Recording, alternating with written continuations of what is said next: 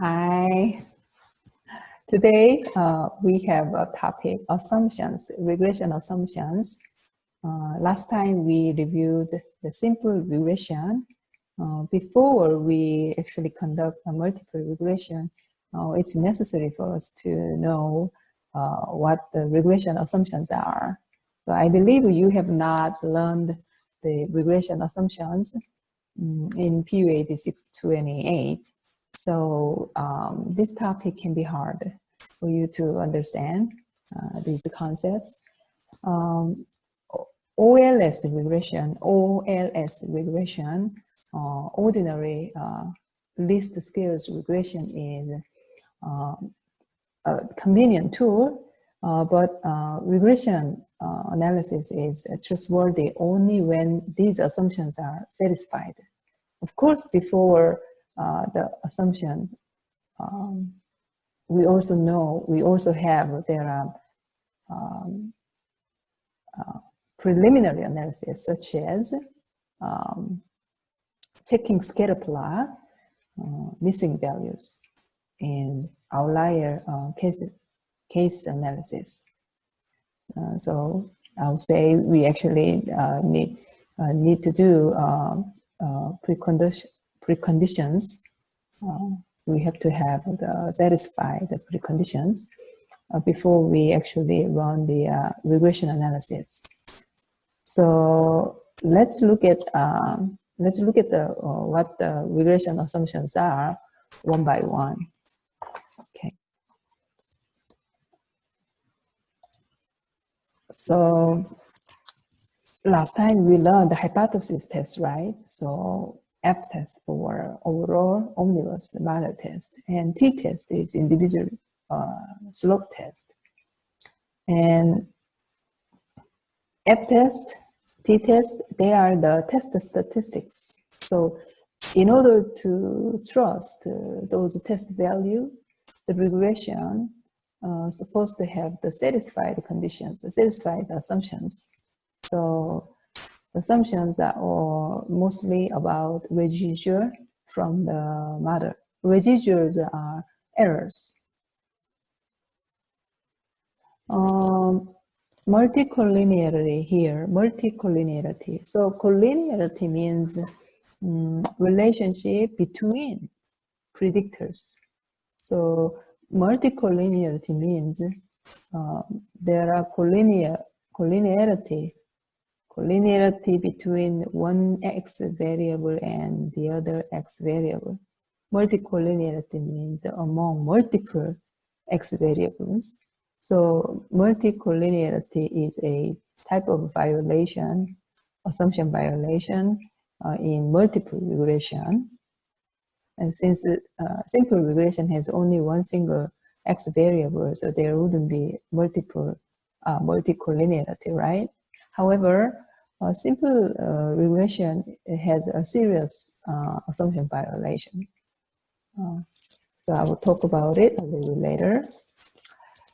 So first assumption is linearity. We can check whether or not our model is satisfied with this linearity assumption through a scatter plot. So scatter plot, we already learned that in the preliminary analysis stage, right?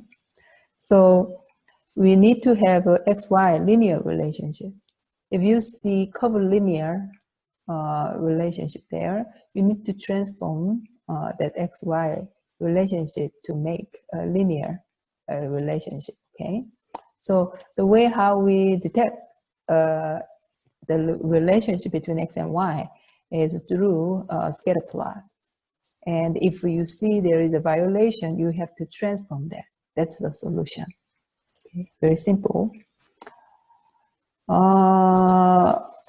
Slide 4.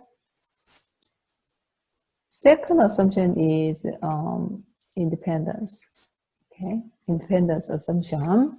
So this is about kind of related to data collection stage.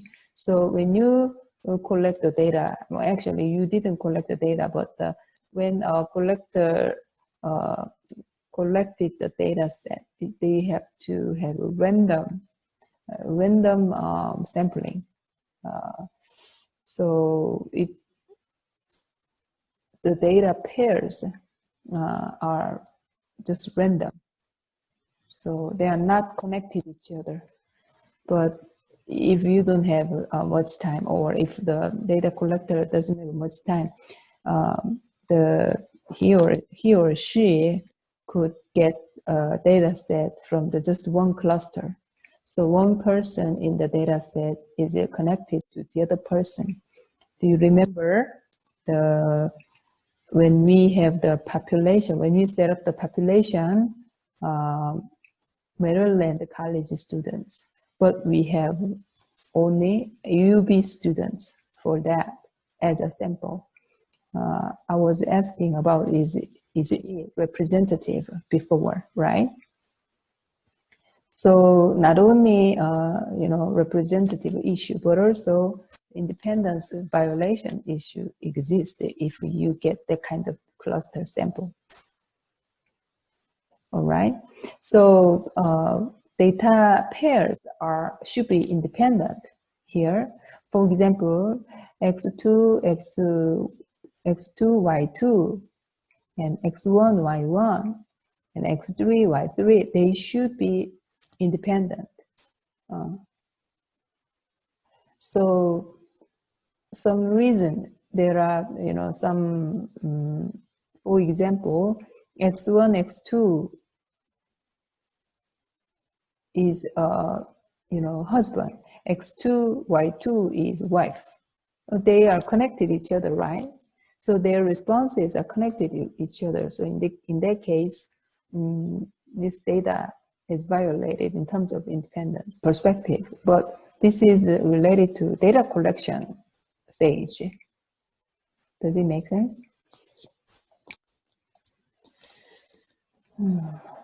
And so even though the independence seems to be violated, there is no way to detect the independence is violated. Like, in the linearity assumption, we could use scatter plot, right? But here, independence assumption violation, we do not have any statistical tool, visual test, okay? We simply need to understand the structure of the data. We can find out about independence by knowing how the data were collected. So for instance, in the sample I just gave, if we knew that only one member of any married couple provided data on X length of marriage and Y marital status satisfaction, we might consider the cases to be independent. Okay, can you think of things that might cause scores on X and Y not to be independent, even if data were collected from people not married to each other? Yeah.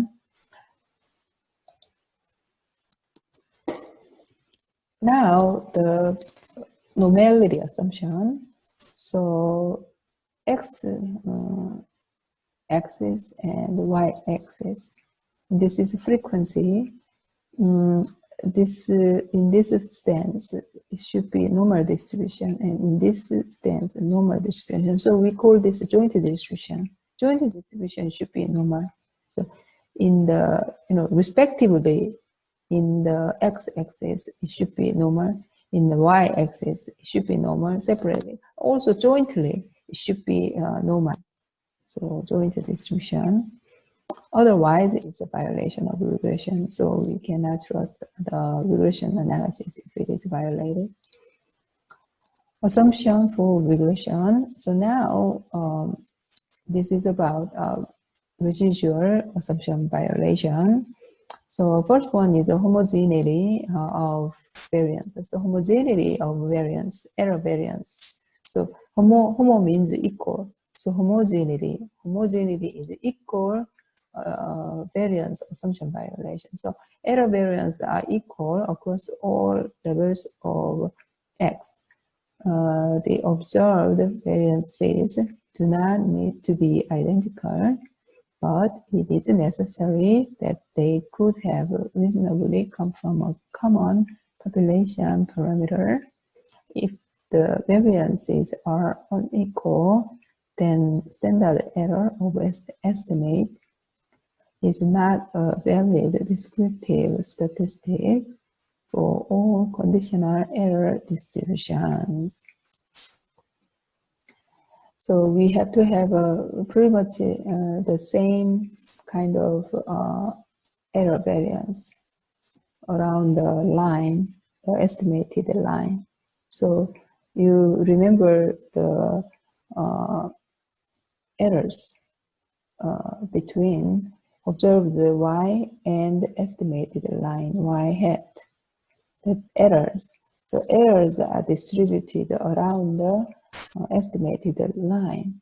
So in terms of y axis, you have to have a pretty equal size of errors. The distributions should be similar across all the x-axis.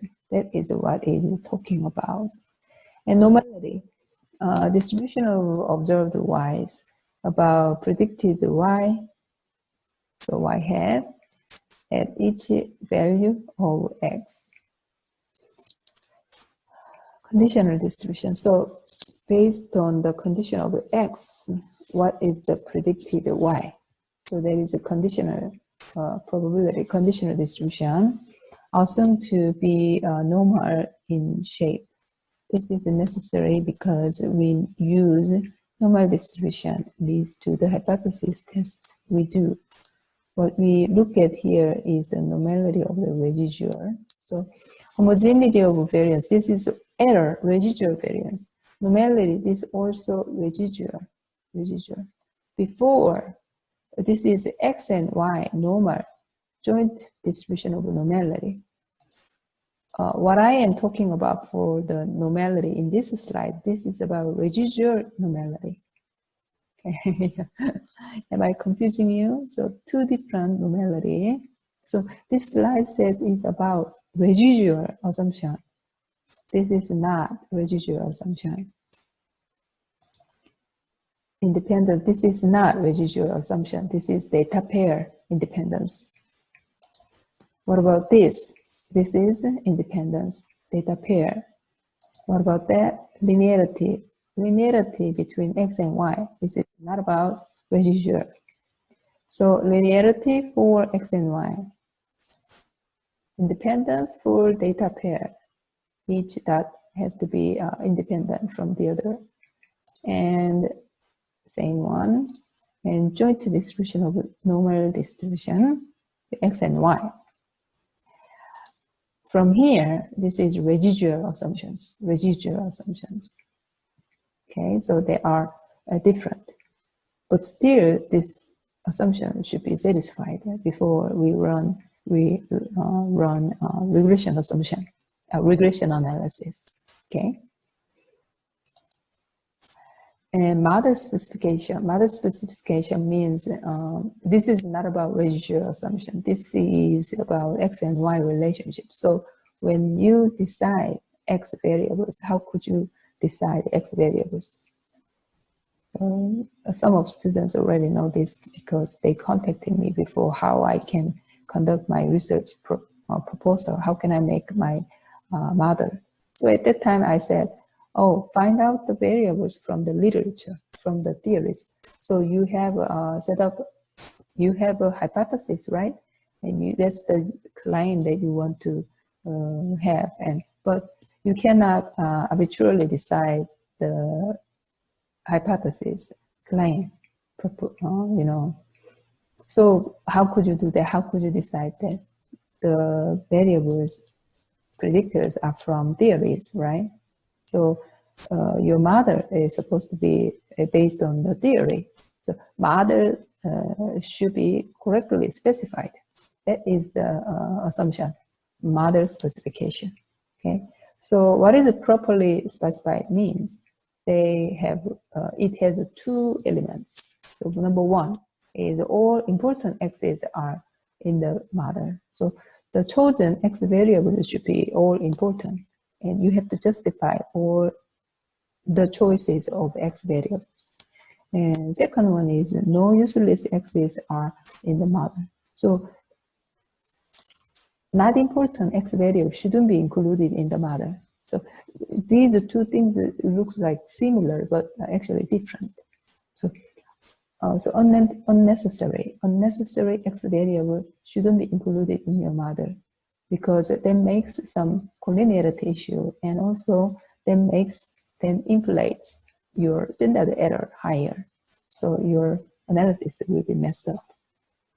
Okay, so this is for the assumption for x and y relationship. This is not for residual assumption. So, okay, this is a homogeneity. This is a checking homogeneity assumption. So, x-axis shows regression standardized predicted value. And y is regression standardized residual. This is residual, this is residual. Okay. And predicted residual means estimated residual. And this is what? This is just a standardized residual. And here, dots are kind of sparse, and here more than this. But the size, the maximum and the minimum value in terms of y-axis is pretty similar. So it looks like just a rectangle because of the height. In terms of the height. So the way how we can conclude this scatter plot, this is also type of scatter plot, even though this is not about the x and y relationship. This is the relationship between standardized predicted residual, and this is just the standardized residual. Still scatter plot. Okay, so here the way how we conclude is we have a similar spread of points at each place along the horizontal axis. Okay, so typically most people say, okay, this is satisfied with the homogeneity assumption. Okay, I will show the different type of graphs. Look at this, how dramatically wider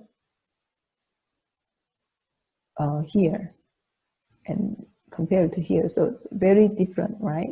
So this is the different amount, or this size is different, residual size is different, and this is small. So this is heterogeneity, not homogeneity. Okay. So I would say this is violation of a homogeneity assumption.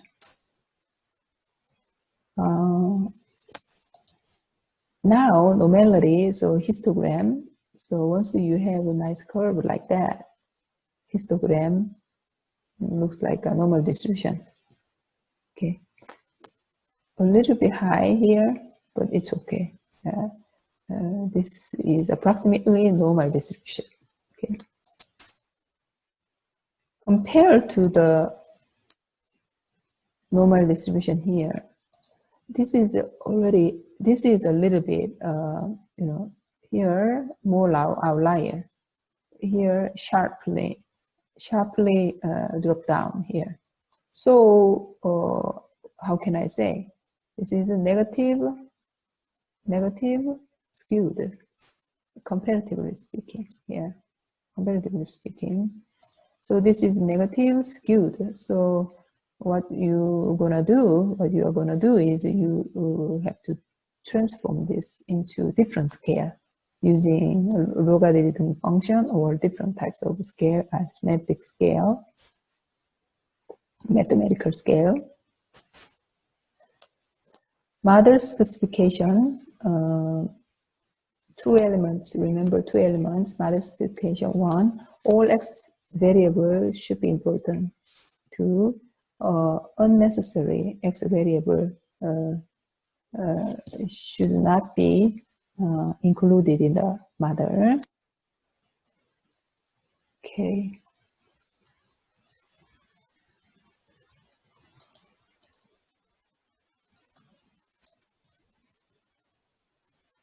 Okay, so here, let's read this one. We can pretty much assume it is false when we have only one x. So when we explain why, the phenomena is not that simple. In order to explain one thing with using the others, there might be more explanation, just more than just one single predictor. So this sentence means simple regression pretty much violates model specification all the time. So in order to explain one phenomenon, do you really believe one single variable affects that phenomenon only? No. There's many possibilities to predict some outcome. So whenever you see simple regression, so you have to think about model specification would be violated. Okay. So this slide shows like what is the appropriate sample size. So the textbook, this is very famous textbook, Green. So number of sample size was recommended like this way. Number of sample size should be higher than this formula, or number of sample size is higher than this formula.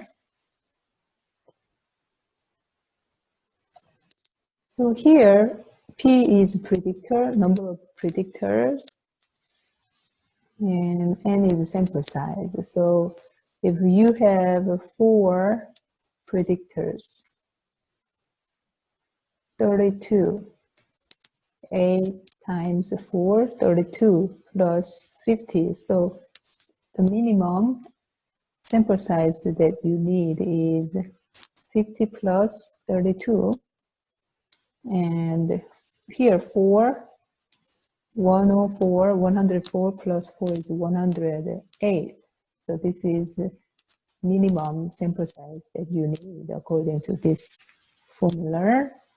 But still, okay, this literature, 1991, pretty old, and this is a quite liberal criterion. So usually you need more than 200 on average to get enough statistical power. So do you remember the relationship between the sample size and standard error, right? The standard error formula. Remember that? So if you have a higher sample size, you will have a smaller standard errors. So we do not have a high errors. Okay.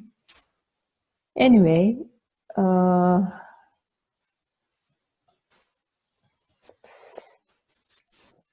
notation. This is population. So population is unknown, but we have this notation to indicate the population. So population, y-intercept parameter. Parameter means the unknown values from true population. And beta 1 is slope and error.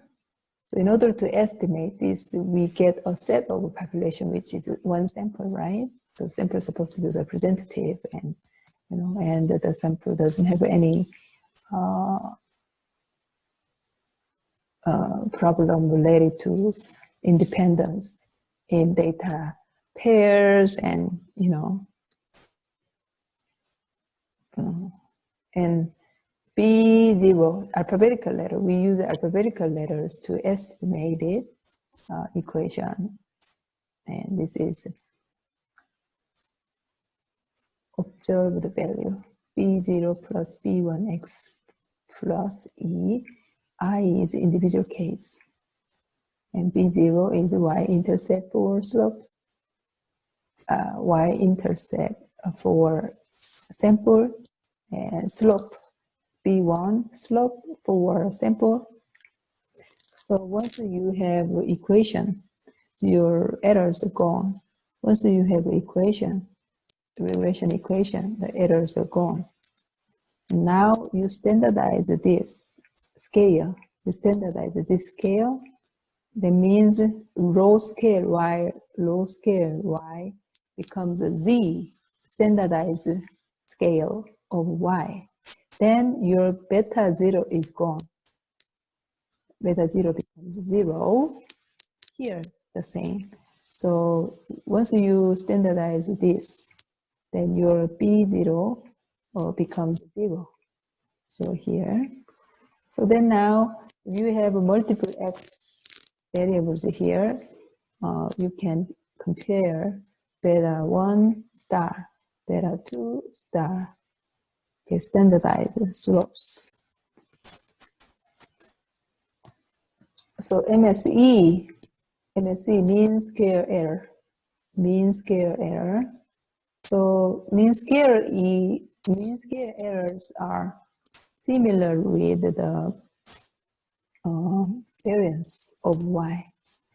Standard error of estimate similar with SY. So root MSE is equal to SEE. R square, if it is close to 1, that's good. Mother summary, mother quality. And R square is from squared correlation, Pearson correlation. Pearson correlation magnitude is between 0 to 1. Absolute value is between 0 and 1. So -1 to +1. And B1 is unstandardized slope. Unstandardized slope, regression coefficient. And beta 1 star is beta weight or standardized slope. Standardized slope. And this is not comparable, but beta weight is comparable. And test, F test for mother, T test for individual slope. And formula is this SSR. This is only for simple regression. More general form for F test is MSR divided by MSE error. Okay, so this is row square. Row square means population correlation. Population correlation, multiple correlation. Okay, so this is for mother test. So row square between what and what? Between y hat and y. So correlation between estimated equation and observed value is 0 means what? No relationship, which means your mother is bad. Your mother does not relate it, you know, the observed value of y. Beta 1 is actually a slope test. However, since we are talking about assumptions in simple regression, so this and that is going to be same. Why? Because we have only one single predictor. And then once you see a significant result from the mother test, F test, then you will wonder which X variable will be significant. If that question will be only valid in multiple regression, if this is a simple regression, F test result is gonna be the same as a T test result. But usually, as a general form, in the multiple regression, once your mother F test is statistically significant, and the next stage is you go to the T test to see individual slope. which one is statistically significant. So this is the null hypothesis. And also, once you see t-test value and p-value, this is an additional approach. CI, confidence interval, you have a more accurate interval between lower bound and upper bound. Why? So you want to see your true value is contained in this confidence interval, then you fail to reject the null hypothesis. If the confidence interval does not contain this true value, beta 1 equals 0, then what happens? If it does not contain that, it's statistically significant, and we reject this null hypothesis. So these are all applied to both regression and the correlation assumption. Okay.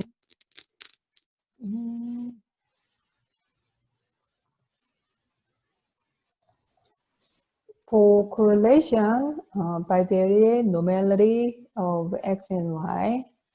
So the relationship between two variables called bivariate. And the bivariate relationship should be normally distributed. That's what it is. For regression, model is properly specified. So all the x variables should be important. Irrelevant x value shouldn't be included in the model. That's what it is. Residual assumption, okay, this is important. Residuals are normally distributed with mean 0 because standardized score mean 0, variance is 1. Remember that? Sy, standard deviation of y, Sx, if they are standardized, they become 1. Mean is 0. Residuals are homoscedastic, equal variance, homogeneity, equal variance. Formal statement of this assumption is residual all have variance sigma square error. So kind of constant, same number, same equal variance. Okay, this is, it doesn't have any variable next to it. This is a constant, one single number. Equal variance estimated by MSE, mean square errors. So error residual assumptions are summarized in this way. This is important. Okay.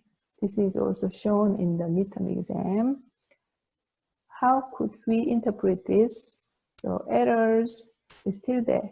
Errors are distributed normally with mean 0 and standard deviation sigma. So since this is square, so this is the variance. Okay, the distribution is explained in this way.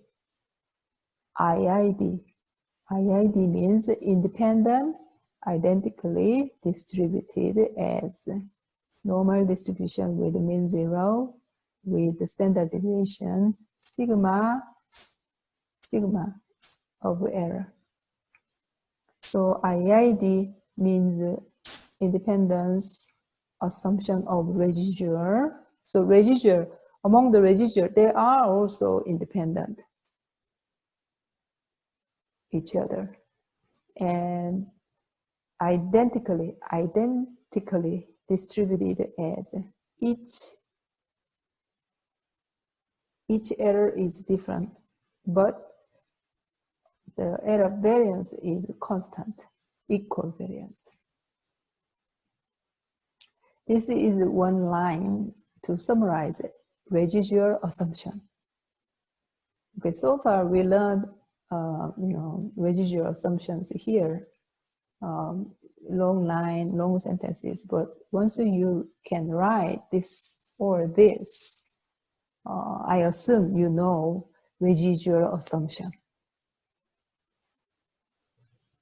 So in this parentheses, the first one is mean, second one is variance. So if you make it squared root,